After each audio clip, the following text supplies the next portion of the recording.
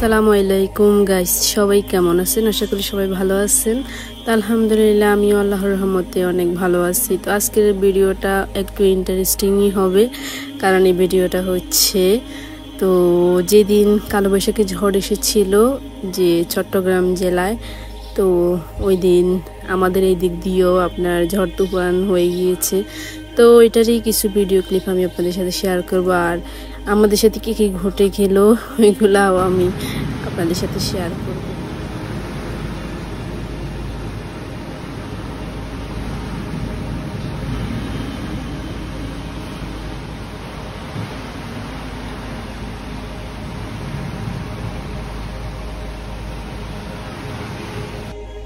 তো শুনতেই পেলেন যে কিভাবে আপনার কালবৈশাখী ঝড় হলো, আওয়াজটা শুনে আপনারা বুঝতে পেরেছেন এটি আমি আমার শ্বশুরবাড়িতে ছিলাম তখন। তো ওইখান থেকে আমি ভিডিওগুলো নিলাম। এটা হচ্ছে দেখেন ঝড় হওয়ার পরের অবস্থা।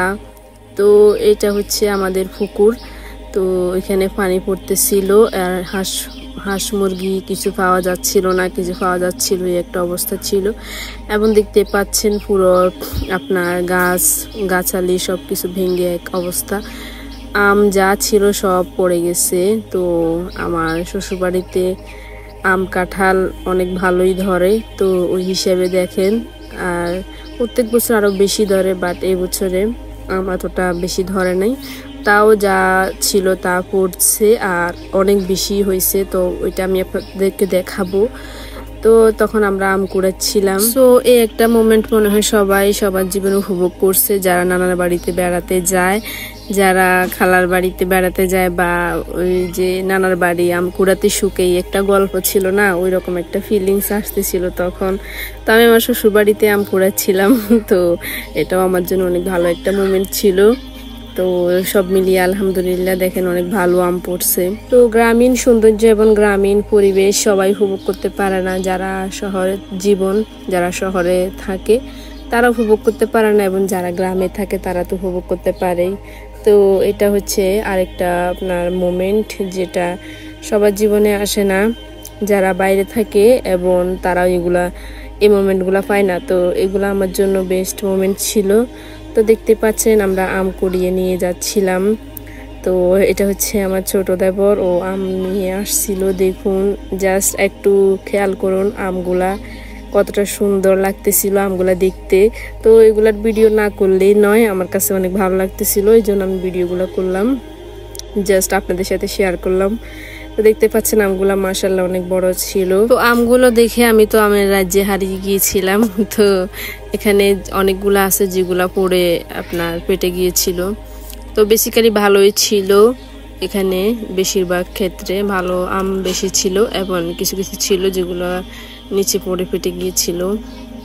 তো দেখতে অনেক সুন্দর লাগতেছিল আমগুলো মাশাআল্লাহ।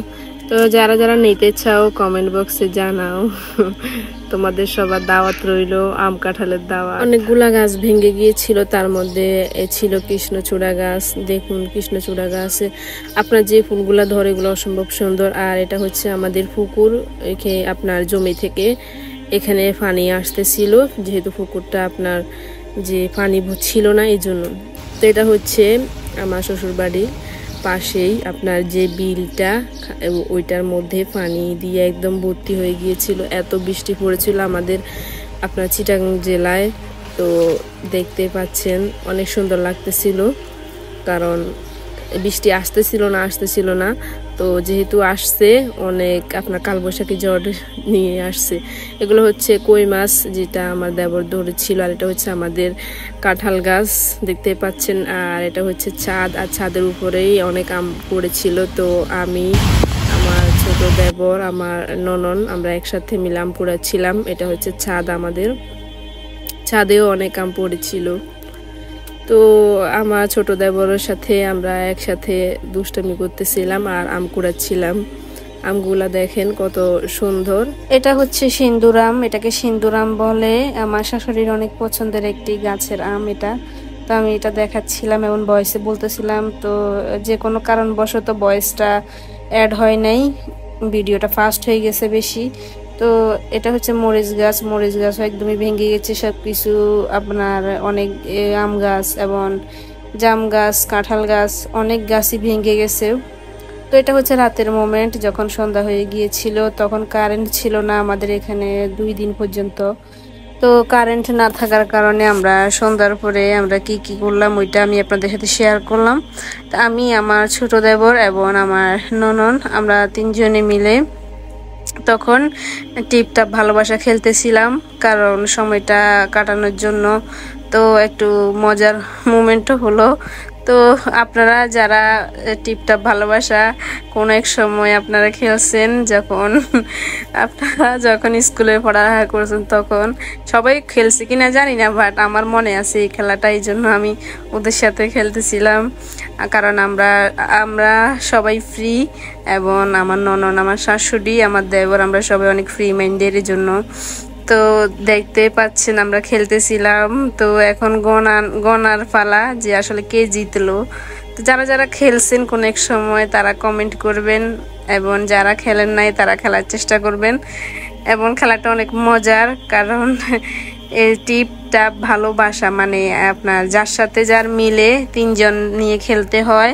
তো যার সাথে মিলবে, টিপটাপ মিললে সে 10 পাবে আর অন্যজন গোল্লা খাবে, এরকম।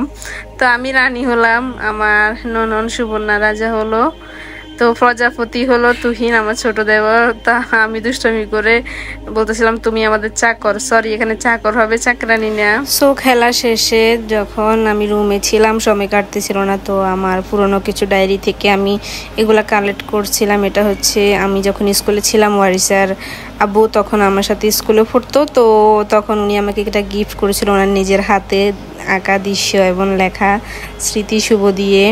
তো এটা আমি, অনেক মেয়েরা আমার থেকে নিতে চেয়েছিল, তো অনেকটা ছিঁড়ে গেছে এই জন্য দেখার জন্য। তো পরে আমি এটা ট্যাপ দিয়ে জোড়া লাগিয়ে রেখে দিয়েছিলাম স্মৃতি হিসেবে কোন এক সময়। তো প্রায় 5-7 বছর, 8-9 বছর আগের এগুলা। তো দেখতে পাচ্ছেন এটা হচ্ছে আমরা যখন গ্রামে ছিলাম, গ্রাম থেকে শহরে চলে যাচ্ছিলাম। এরপরে আমার বান্ধবীরা, বাড়ির কিছু ফ্রেন্ড এবং স্কুলের কিছু ফ্রেন্ড আমাকে স্মৃতিগুলো দিয়েছিল, তো আমি এগুলো স্মৃতি হিসেবে রেখে দিয়েছিলাম। তো আমরা সব শেষে ভাত আর খেলাম না, তো যে আমগুলো আমরা পেয়েছিলাম ওই আমগুলো দিয়ে, তো আমার দেবরে আমাদের জন্য তখন আম কুটে বানানি তৈরি করে নিয়ে আসছিল। তো আমরা এগুলা খেয়ে আমরা ভাতও খেলাম না, রাতে সবাই ঘুমিয়ে পড়ছিলাম। তো আমার ব্লগটা একদমই হাস্যকর ছিল এবং কিছু ফান মোমেন্ট ছিল, তো এই জন্য আমি আপনাদের সাথে শেয়ার করলাম যে আমরা কালবৈশাখী ঝড়ে কি কি করলাম ওইটা নিয়ে। তো আজকের ব্লগটাই পর্যন্তই। সবাই ভালো থাকবেন, আমাদের জন্য দোয়া করবেন, আমাদের নেক্সট ব্লগের জন্য সবাই অপেক্ষা করবেন। আল্লাহ হাফেজ।